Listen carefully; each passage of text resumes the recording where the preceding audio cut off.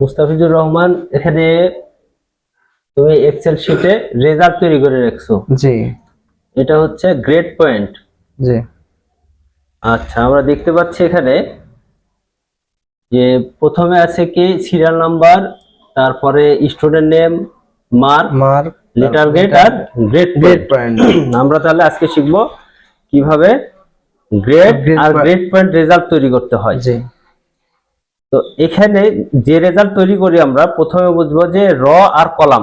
প্রথমে কলামটা আগে বুঝবো যে কোন কলাম থেকে আমরা শুরু করছি। যেহেতু এখানে সি কলামে মার্কস আছে সেজন্য আমরা শীট দিয়েছি এবং যেহেতু রটা আছে 2, হ্যাঁ, সেহেতু আমরা 2 ব্যবহার করছি।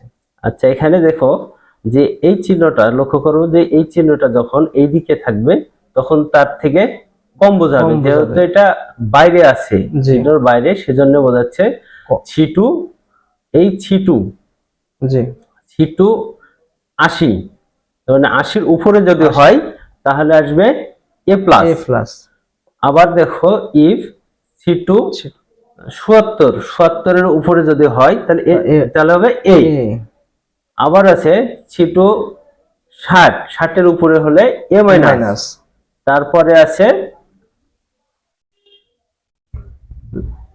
তাহলে দেখাও যে হ্যাঁ, পরবর্তীতে আছে ছিটু 50-এর উপরে মানে কি হবে, 50-এর মার্কস হলে বি।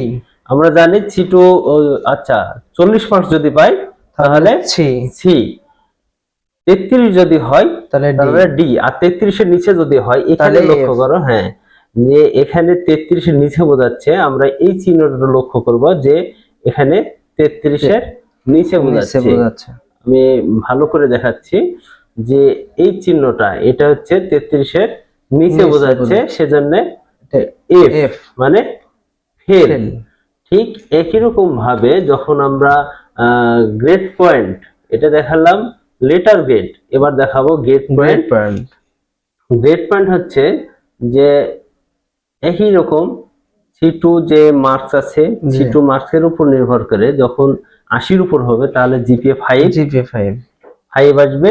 আর 77-এর মধ্যে যদি নাম্বার থাকে তাহলে আসবে 4 পয়েন্টের রেজাল্ট। 60-এর মধ্যে যদি নাম্বার থাকে তাহলে 3.5। আবার যদি আসে 50-এর মধ্যে যদি রেজাল্ট থাকে তাহলে আসবে 3। 40 মার্কসের মধ্যে থাকলে 2 পয়েন্ট। আর 33-এর উপরে যদি হয় তাহলে 1 পয়েন্ট থাকবে। আর এখানে লক্ষ্য করো, আমি দেখাচ্ছি ভালো করে, যদি 33-এর নিচে, এখানে উপর বোঝাচ্ছে যে 33-এর উপরে, এই চিহ্ন দিয়ে আমরা বুঝবো যে সংখ্যার উপর বোঝাবে, 33-এর উপরে তাহলে 1 পয়েন্ট।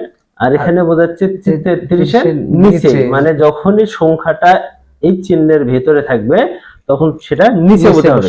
33-এর নিচে মানে 0 পয়েন্ট, মানে ফেল।